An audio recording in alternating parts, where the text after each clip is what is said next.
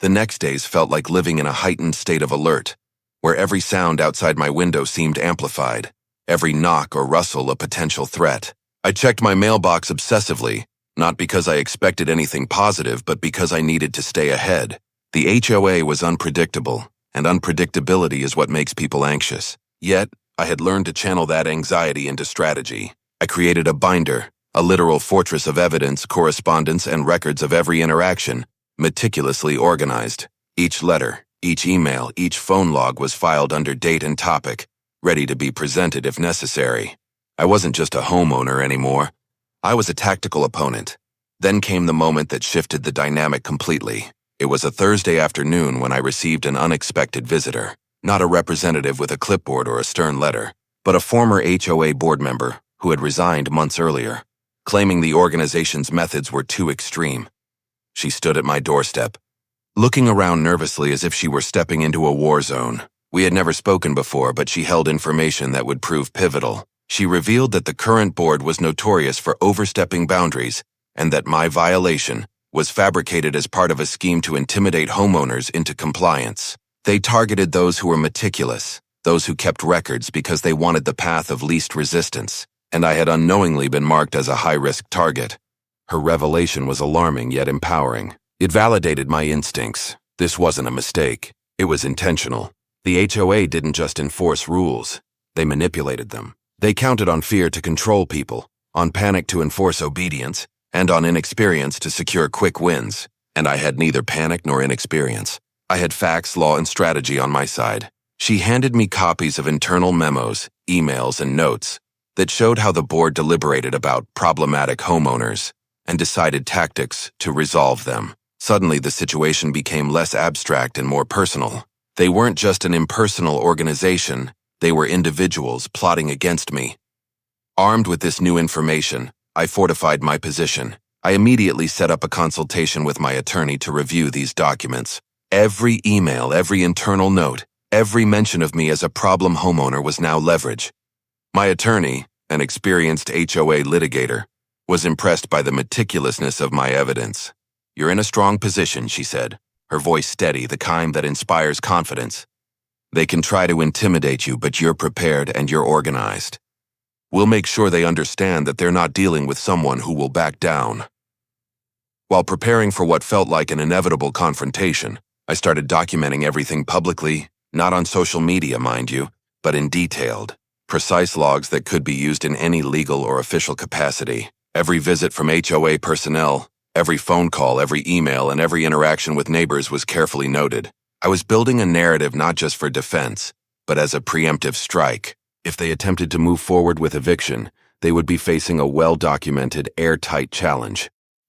Days later, the HOA tried to escalate. Another letter arrived, more aggressive than the last, dripping with condescension. It claimed I had ignored prior notices, that my lack of compliance left them no choice but to consider legal action. I read it calmly, noting the exaggeration, the misrepresentation of dates, and the omission of any acknowledgement of my prior correspondence and documentation. Their tone suggested victory. Their confidence was palpable, but I had learned that confidence in bureaucracy often masks vulnerability. Their aggression was a facade, and I was ready to exploit it. I responded immediately, calmly, referencing every previous letter, every documented interaction, and all the approvals I had received over the years. I attached copies of every relevant document and asked them again for any evidence supporting their claim, reminding them of the state laws and regulations that protected homeowners from arbitrary eviction without due process. I knew that HOAs often hoped homeowners wouldn't respond promptly or accurately, relying on fear to silence dissent. My response was calculated, assertive, and meticulous. It was a clear signal. I was not intimidated. Meanwhile, the tension with neighbors shifted subtly. Some who had previously avoided me now expressed curiosity, even admiration, at how I handled the situation. One afternoon, a neighbor approached, cautiously at first, then with growing excitement, sharing stories of how the HOA had bullied them in the past. I listened carefully, realizing that my battle was not unique. It was a symptom of a larger issue, one that affected multiple families in the community, and yet most had complied silently, fearing conflict. I was different. I refused to be silenced, and in doing so, I became a quiet rallying point for others. The next challenge came when an HOA board member tried a more direct approach, an unscheduled visit. He showed up at my door unannounced, hands in pockets, the posture of someone who expects compliance. He attempted to confront me verbally, citing the alleged violations and insisting I rectify them immediately. I greeted him politely, but firmly declined to discuss anything outside of official correspondence and my attorney's oversight. His confidence faltered slightly, a subtle crack in the armor of intimidation. I realized then that HOAs often rely on surprise, on face-to-face encounters designed to unsettle homeowners. By remaining composed, I was already destabilizing their strategy. I began researching case law in depth, discovering numerous precedents where homeowners had successfully challenged eviction attempts by HOAs. One case in particular stood out. A homeowner faced with a fabricated violation had taken their HOA to court and won, not just legally but financially, receiving compensation for harassment and attorney fees.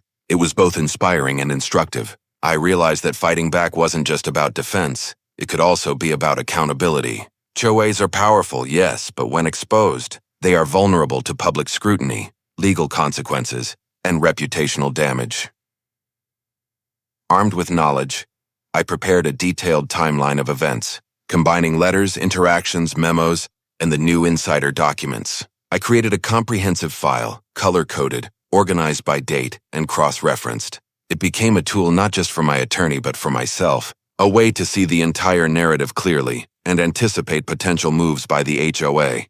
Each letter, each threat, each interaction was now part of a pattern I could analyze, predict, and counteract.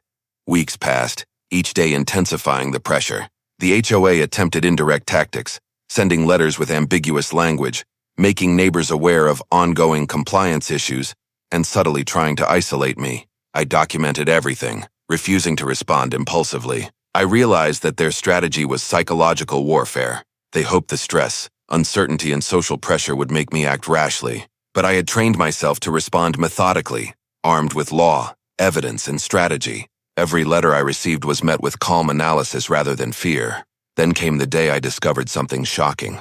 A routine check of public records and HOA filings revealed that the board had recently passed amendments that were ambiguous at best and unenforceable at worst.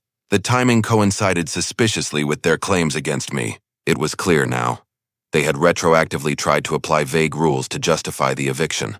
This was a critical flaw in their plan. Retroactive enforcement, especially when documented approvals existed, is often illegal. I shared this finding immediately with my attorney. She smiled, recognizing the leverage this gave us. Suddenly, the seemingly omnipotent HOA had a glaring vulnerability. It all started one quiet Monday morning, the kind of morning where the sun peeks lazily through the blinds, casting soft shadows across the living room, and everything feels almost too peaceful. I had just brewed my coffee, the aroma filling the kitchen, when the first letter arrived. A plain envelope, no frills, no colors, just the kind of letter that makes your stomach drop before you even open it. I instinctively knew it wasn't a birthday card or a coupon. It was from the Homeowners Association, HOA. The letters themselves carried weight in our community, whispered about behind closed doors by neighbors who had stories of fines, forced landscaping changes, or worst of all, threats of eviction. And now here I was, holding one of those letters in my hands. The envelope was simple, almost too simple, but when I opened it, my eyes caught the first words, sharp and cold. Notice of eviction. I blinked, thinking maybe I had misread it. Perhaps it was a clerical error. Perhaps they meant someone else. I had lived in my home for nearly a decade, never missed a payment, and never violated any rules, at least to my knowledge. My lawn was manicured, my house painted the approved colors, and my car parked neatly in the driveway. I followed the rules. Or so I thought. The letter explained in formal and meticulously structured language that I had allegedly violated a neighborhood regulation. The wording was aggressive, almost gleeful, as if they were proud of finally catching me in some wrongdoing. According to them, I had supposedly made unauthorized changes to the exterior of my home. I was confused. Every change I had made was approved by the HOA years ago, every single one. And yet here it was, a threat to remove me from my home, immediately. The words rang in my ears like a taunt. Immediate removal. I laughed nervously, more out of disbelief than amusement. I immediately called the HOA office, trying to understand what was happening. A polite but stone-faced representative answered the phone, confirming the claim and citing documentation of my alleged violations. They couldn't or wouldn't provide me with much detail over the phone. Instead, they insisted that I needed to comply immediately or face consequences. I remember gripping the counter, the mug of coffee shaking slightly in my hands. Comply? Comply with what? I hadn't done anything wrong. And yet, the letter implied I had no choice. That night, I sat at my kitchen table with every piece of paper I had from the HOA, past approvals, payment receipts, previous letters of compliance. I laid them all out like evidence in a courtroom, trying to make sense of the situation. My mind raced through possibilities. Could this be a mistake? A power play by someone on the board who didn't like me? Had a neighbor complained? I had no enemies, at least none that I was aware of. Still, the reality was clear. They thought they could evict me overnight, and the audacity of it made my blood boil. I knew I had to act quickly. The law wasn't on their side if I had proper documentation, but HOAs often count on fear, intimidation, and the average homeowner's lack of knowledge to get their way. They thrive in that gray area where bureaucracy and intimidation meet. People like me, they count on us to panic, to comply without question. I wasn't about to let that happen. I spent the next few days preparing my defense, calling lawyers who specialized in HOA disputes, researching local and state laws, and even reviewing court cases where homeowners had successfully fought similar threats. The more I learned, the more I realized just how many people had faced these ridiculous, arbitrary rules. And yet, so few had the courage or the knowledge to fight back. HOAs, I discovered, often operated on the assumption that compliance was easier than confrontation. They relied on our fear, our exhaustion, and our willingness to just go along to enforce their authority. They didn't know who they were dealing with. Meanwhile, the tension in the neighborhood was palpable. I noticed neighbors whispering behind fences, glancing at my property as if expecting to see some glaring violation. It was surreal, living in the same house I had loved for years, feeling suddenly like a target. Every sound, the snap of a twig, a door closing, a car engine starting, made me flinch. I kept imagining someone from the HOA showing up at my door, official-looking folder in hand, ready to kick me out before I could even react. It was absurd, but the fear they tried to instill was real. I drafted my response, a calm yet firm letter to the HOA board, detailing my compliance history, attaching proof of every approved modification, and citing relevant statutes that protected me as a homeowner. I requested clarification on the alleged violation and asked for any supporting evidence they claimed to have. I made sure my tone was polite but unyielding. Politeness, I had learned, often disarmed bureaucratic aggressors while strength demanded respect. Sending that letter felt like my first act of defiance, my first strike in a battle I didn't choose, but now had no option but to fight. The next day, I decided to confront the situation further. I went to the HOA office in person, not knowing what to expect. When I arrived, I was met with cold stares and clipped responses. They seemed almost amused that I had shown up, like a little homeowner daring to question the authority of a board that believed itself untouchable. I handed over my documentation, explained my position, and asked to speak with someone who could resolve the matter. Their answer was bureaucratic gibberish, a mix of regulations and deflections that tried to make me doubt my own evidence. But I didn't waver. I knew the truth, and more importantly, I knew the law. I began recording our conversations, documenting every interaction and keeping meticulous notes. I realized that HOAs, when cornered, often resorted to procedural tricks and intimidation, hoping that homeowners would give up before actually defending themselves. They didn't expect someone to fight back systematically, to take every threat seriously, and to treat each notice as a legal puzzle, rather than a casual suggestion. I started connecting with neighbors who had faced similar situations. Some had been evicted, some had paid fines they didn't owe, and some had won minor victories after months of grueling legal battles. Each story reinforced the reality. HOAs have power, yes, but only the power you allow them to have. Knowledge, preparation, and persistence were my weapons, and armed with them, I began to feel a surge of confidence I hadn't felt since receiving that first terrifying letter. It wasn't long before things escalated. Another letter arrived, more threatening than the first, implying that legal action would commence if I did not comply immediately. This time, there was no room for misunderstanding. The language was stark, aggressive, and calculated to intimidate. They assumed that fear would make me bend, that panic would make me submit. But by now, I had done my homework. I wasn't just fighting for my home. I was fighting to reclaim my peace, my dignity, and my right to stand up to an entity that believed it could operate without accountability.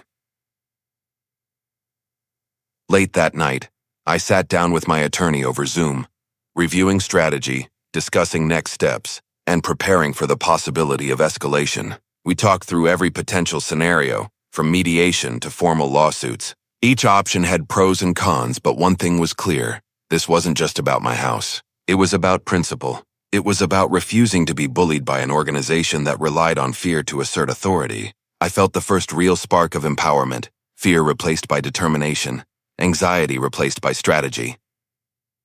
The following week, I received a phone call from the HOA president. His tone was clipped, almost defensive, as if my preparation had caught them off guard. He attempted to pressure me into a meeting, claiming it would resolve the situation quickly. I politely declined, citing my legal counsel and the need to have any discussions properly documented. He hesitated, clearly frustrated by my lack of compliance with their pressure tactics. I could hear it in his voice. They hadn't expected resistance, let alone well-prepared resistance. I knew this was the turning point. Up to this moment, everything had been reactive, letters, calls, and threats. But now I was proactive. I was no longer responding to intimidation, was controlling the narrative, dictating the pace, and asserting my rights. I realized that HOAs often bluff. They rely on the shock value of sudden, aggressive action, counting on homeowners to crumble under pressure. By standing my ground, by refusing to be intimidated, I was neutralizing their power, and it was exhilarating. My neighbors began to notice the shift. Some came to offer support, others curious about the commotion, and a few who had faced their own battles with the HOA shared advice. Stories emerged of similar harassment, arbitrary fines, threats of property liens, and sudden demands for compliance with obscure rules no one remembered agreeing to. We started an informal network, sharing experiences, offering guidance, and strategizing collectively. The HOA may have thought they could isolate me, but they hadn't counted on community solidarity. My confidence surged. I drafted a new comprehensive letter to the HOA board, systematically dismantling their claims point by point. I cited prior approvals, highlighted procedural errors, and referenced the relevant laws protecting homeowners from retroactive enforcement. I attached copies of the insider documents and internal communications that demonstrated intent and strategy on their part. The letter was firm, articulate, and precise, a declaration that I was aware, prepared, and determined. It was no longer just a defense. It was a statement of power. Not surprisingly, the board responded with defensiveness, but their tone had shifted. The arrogance was gone, replaced by caution. They couldn't ignore my meticulous preparation, nor could they risk the legal exposure that escalating further might bring. I realized then that in bureaucracy, power is relative. Intimidation works only until someone understands the rules, documents everything, and refuses to be manipulated. Knowledge is power, preparation is armor, and persistence is a weapon. The final piece of the puzzle was community awareness. I carefully and strategically shared parts of my story with trusted neighbors, not as gossip, but as cautionary information. They were shocked, some even angry, realizing how manipulative the board had been. Community support, even quiet support, matters. Chos depend on isolation. When homeowners feel alone, fear controls decisions. By fostering transparency and awareness, I was dismantling one of their key strategies. The tension in the air was almost tangible. Every day brought the possibility of another letter, another visit, or some subtle maneuver from the HOA designed to destabilize me. But by now, I had learned to interpret the signs, to read the subtext in their communications, and to anticipate the next moves before they even happened. I started to see the HOA not as an omnipotent force, but as a group of individuals, each with weaknesses, agendas, and insecurities. Understanding their psychology became a key part of my strategy. Fear is a tool, but knowledge disarms it, and I was becoming an expert at dismantling the fear they tried to project. One morning, as I sat at my kitchen table reviewing the latest round of communications, it hit me. This was no longer just about me. This was about setting a precedent, about standing up to an organization that relied on intimidation to maintain control. I realized that my actions could inspire others, could shift the balance of power in the neighborhood, and could force the HOA to rethink their approach. It wasn't just a personal victory I was fighting for. It was a collective statement about fairness, legality, and the right to defend oneself. I decided to take my documentation a step further. I created a visual timeline, mapping out each correspondence, each visit, and each attempt to intimidate me. alongside the corresponding approvals, legal protections, and community records that supported my position. It was a detailed, meticulous representation of the truth, impossible to ignore or misrepresent. I included highlights and annotations, color-coded for clarity, making it visually striking and immediately understandable. This wasn't just preparation. It was psychological strategy. By turning the facts into a visual narrative, I was asserting control and demonstrating authority. The HOA's next move was subtle but telling. They began sending notices to neighbors, implying that there was ongoing non-compliance in my property. I had anticipated this. My response was strategic. I prepared letters for my neighbors, explaining the situation calmly, factually, and without accusation. I emphasized the importance of understanding both sides and the dangers of misinformation. It was a delicate balance, informing without inflaming, asserting my position without appearing confrontational. Slowly, I noticed a shift in the community. Conversations that once whispered fear now carried curiosity and cautious support. People were paying attention, and my narrative was gaining credibility. Then came the breakthrough moment. My attorney suggested requesting a formal meeting with the HOA to address the issues directly and to put all documentation on record. I knew this could be risky. Face-to-face encounters can be high pressure. But I was ready. I prepared meticulously, rehearsing responses to possible questions, anticipating their strategies, and refining my arguments. I compiled a binder with every relevant document, including the insider memos, legal references, and my visual timeline. This was my arsenal, my shield, and my sword, all in one. The day of the meeting, the tension was palpable.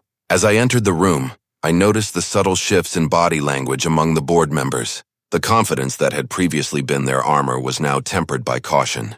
They could sense that I was prepared, aware, and unafraid. The meeting began with standard formalities, but I quickly guided the conversation toward the core issues. I presented my evidence systematically, highlighting procedural errors, misrepresentations, and legal protections.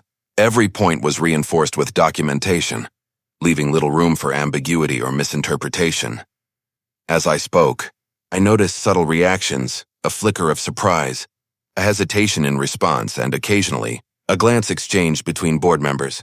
My presence, my preparation, and my calm authority were shifting the dynamic. I realized then that control in these situations is often psychological. People who rely on intimidation are accustomed to compliance, to fear-driven acquiescence. When confronted with preparation, knowledge, and composure, their power diminishes. By remaining calm and factual, I was slowly rewriting the narrative.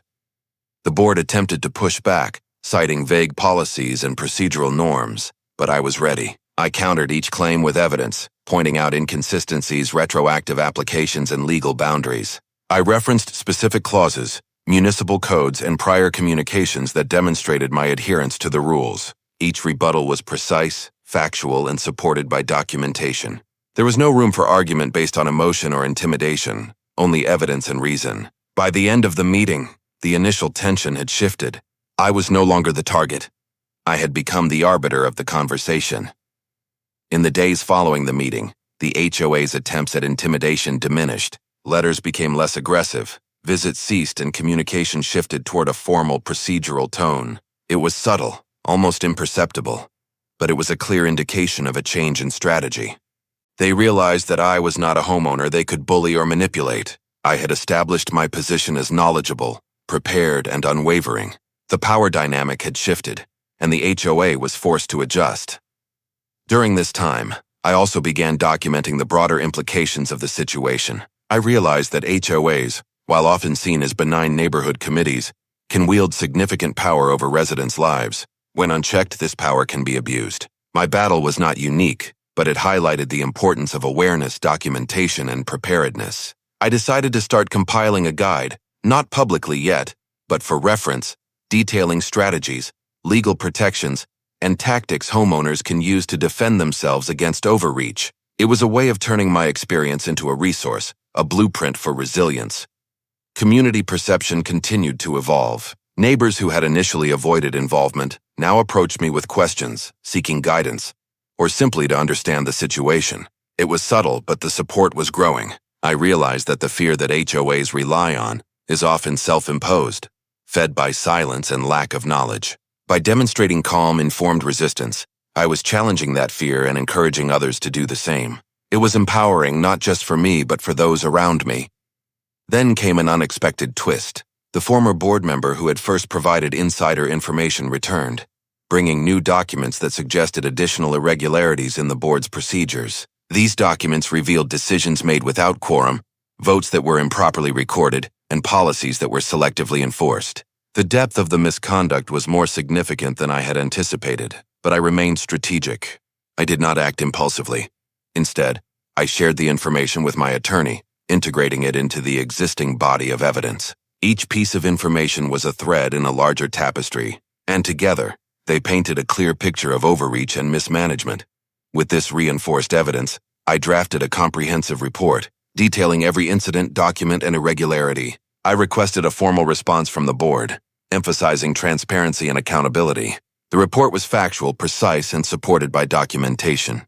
It was not accusatory, it was assertive and professional, demanding acknowledgement and resolution. I had learned that confrontation is most effective when grounded in evidence, clarity, and unwavering composure. Emotional appeals can be dismissed, facts cannot.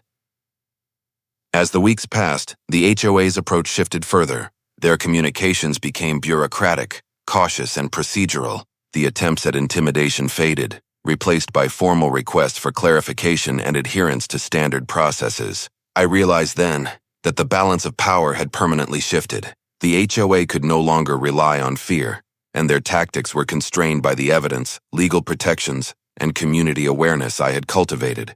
I had turned the situation from a personal battle into a demonstration of accountability and resilience. The shift in the HOA's behavior was palpable, but I knew better than to let my guard down. Organizations like these often recalibrate and attempt subtle forms of retaliation, hoping that complacency will reopen the door to intimidation. I was determined not to give them that opportunity. Every communication, every interaction, and even the way I maintained my property had to reflect both compliance and confidence. The key was consistency. Consistent evidence of adherence to rules, consistent presence, and consistent awareness of their tactics. It was exhausting at times, but the stakes were too high to relax. I decided to take a proactive approach. Rather than waiting for the HOA to act, I began documenting improvements and compliance measures that went beyond the minimum required. Landscaping was immaculate, exterior maintenance exceeded standards, and every minor detail that could ever be questioned was meticulously managed. It was a demonstration not of submission, but of mastery. By controlling the narrative in visible ways, I could disarm future attempts to cast doubt on my compliance. It was psychological warfare executed with elegance rather than aggression. In addition, I reached out to local experts on homeowner associations and municipal regulations. Their insight reinforced what I already suspected. The HOA's attempts at eviction or intimidation were not just aggressive, they were legally questionable. I compiled notes from consultations, legal precedents, and regulatory guidance, integrating them into my growing dossier. This wasn't about threatening litigation. It was about creating a shield that made any future attack futile. I understood that knowledge is the ultimate form of empowerment, and by equipping myself with it, I was transforming fear into leverage. Community engagement became another pillar of my strategy. I attended neighborhood meetings, not as a participant seeking approval, but as an informed observer and occasional contributor. I shared insights about procedural fairness, local regulations, and the importance of transparency without making it personal. Gradually, neighbors began to recognize the HOA's selective enforcement and realized that the issues I faced were not isolated, but systemic. Support was subtle at first, a nod here, a conversation there, but it built momentum. Awareness was shifting from passive observation to active scrutiny. During this period, I also encountered a surprising ally, a former board member who had resigned due to ethical disagreements. Their insider perspective confirmed my suspicions about irregularities and procedural lapses, adding credibility to my position. This individual became a confidential consultant, providing insights into the HOA's internal decision-making processes. Armed with this information, I could anticipate potential moves, recognize red flags in communication, and prepare precise responses. The advantage of understanding the system from within cannot be overstated. It transformed the playing field from reactive to proactive. Then came the moment that tested my patience and resolve. A new letter arrived, veiled in bureaucratic language but clearly hinting at renewed pressure. The letter suggested that certain modifications to my property violated guidelines and implied that fines could be imposed. I examined it carefully, analyzing every phrase, cross-referencing with HOA policies, city ordinances, and prior approvals. It was ambiguous, deliberately crafted to instill doubt, but I was prepared. I drafted a response that addressed each point with clarity, citing specific documentation, previous approvals, and legal references. The tone was calm, assertive, and professional. There was no room for misinterpretation. After sending the response, I monitored reactions carefully. Days passed with silence, which was telling. The HOA's usual pattern of escalating communications had been disrupted. I realized that the combination of documented evidence, legal awareness, and community scrutiny had created an environment where arbitrary action was no longer viable. They had attempted to assert control through ambiguity and fear, but my preparedness neutralized it. The balance had shifted irrevocably, and their power was now constrained by accountability. Buoyed by this progress, I decided to share part of my journey in a community newsletter. I wrote about the importance of knowing your rights, documenting interactions, and remaining composed under pressure. I avoided personal attacks, focusing instead on broader principles of fairness, transparency, and empowerment. The response was overwhelmingly positive. Neighbors expressed appreciation for the insights and shared their own experiences of HOA overreach. Slowly, a network of informed homeowners began to emerge, a collective awareness that could no longer be dismissed. This was a pivotal moment. The narrative was no longer mine alone. It had become a shared story of resilience. As the weeks progressed, I noticed changes in the board's behavior that were subtle but significant. Meetings became more formal, communications more procedural, and attempts at informal intimidation ceased. It was clear that the HOA had recognized the shift in dynamics. They could no longer rely on fear or ambiguity. They had to operate within the framework I had helped enforce. My meticulous documentation, legal awareness, and strategic communication had effectively reshaped the operational environment. What had begun as a personal struggle had transformed into a demonstration of accountability, transparency, and empowerment. But the story wasn't over. HOAs, like any organization, are not monolithic. Individual members, motivated by ego, personal grievances, or ambition, continued to test boundaries. I remained vigilant, prepared to respond, and committed to ensuring that all interactions remained factual, professional, and grounded in documented evidence. My strategy had evolved beyond defense. It was now about establishing norms, shaping expectations, and ensuring that overreach could not go unchecked. This required patience, precision, and unwavering consistency. During this period, I also began exploring alternative avenues for accountability. I researched local government channels, media coverage, and professional networks that focus on homeowners' rights. I didn't intend to escalate immediately, but understanding the full spectrum of options provided confidence and leverage. Knowledge of potential recourse, should the HOA attempt to overstep, was a deterrent in itself. It was a reminder that preparation and awareness are powerful shields, often more effective than confrontation. Community engagement continued to grow. Informal conversations revealed that many neighbors had been quietly enduring similar pressures, afraid to speak up. My example had shifted perceptions, demonstrating that resistance is possible and that intimidation can be countered with strategy and composure. It was a subtle yet powerful ripple effect. The fear that the HOA relied on was diminishing, replaced by awareness, confidence, and solidarity. The psychological dynamics of the neighborhood were shifting, and I realized that my personal struggle had inadvertently become a catalyst for broader change. As I reflected on the journey, it became clear that preparation, knowledge, and strategic communication were the cornerstones of resilience. The HOA had assumed they could enforce compliance through fear, ambiguity, and selective enforcement. I had responded with calm, evidence-based strategies, community engagement, and legal awareness. The outcome was not just the preservation of my property rights. It was a demonstration that preparation, composure, and documentation can neutralize even seemingly overwhelming power. The narrative had shifted from fear to empowerment, from intimidation to accountability. Finally, I recognized the importance of maintaining perspective. While the HOA had been a formidable opponent, the experience had taught invaluable lessons about strategy, resilience, and the dynamics of power. Every letter, every meeting, and every interaction was part of a larger narrative, a story of persistence, preparation, and psychological insight. By the end, it was clear that the HOA had underestimated not just my knowledge and preparation, but my ability to transform a personal struggle into a demonstration of empowerment that could resonate beyond my own property. In the end, the HOA never managed to evict me, and the victory was far more than personal. It was a testament to the power of preparation, persistence, and strategic thinking. What began as an attempt to intimidate me became a lesson in resilience, community engagement, and the importance of knowing one's rights. I had turned a hostile situation into an opportunity to strengthen not only my own position, but also the awareness of neighbors who had silently endured similar pressures. Every documented interaction, every measured response, and every calculated step had contributed to an outcome that was both fair and undeniable. The lesson was clear. Power is not just in authority, but in knowledge, composure, and the ability to anticipate moves before they happen. By remaining calm, strategic, and professional, I had neutralized a threat that many would have assumed unstoppable. And while the HOA had tried to act overnight, they didn't account for who they were really dealing with: someone ready, informed, and unshakably committed to fairness. This experience reshaped my understanding of challenges, turning obstacles into opportunities to demonstrate mastery and resolve. Sometimes the most powerful victories are the ones fought quietly, smartly, and with unwavering confidence, proof that those who underestimate you rarely see the real strength that lies beneath.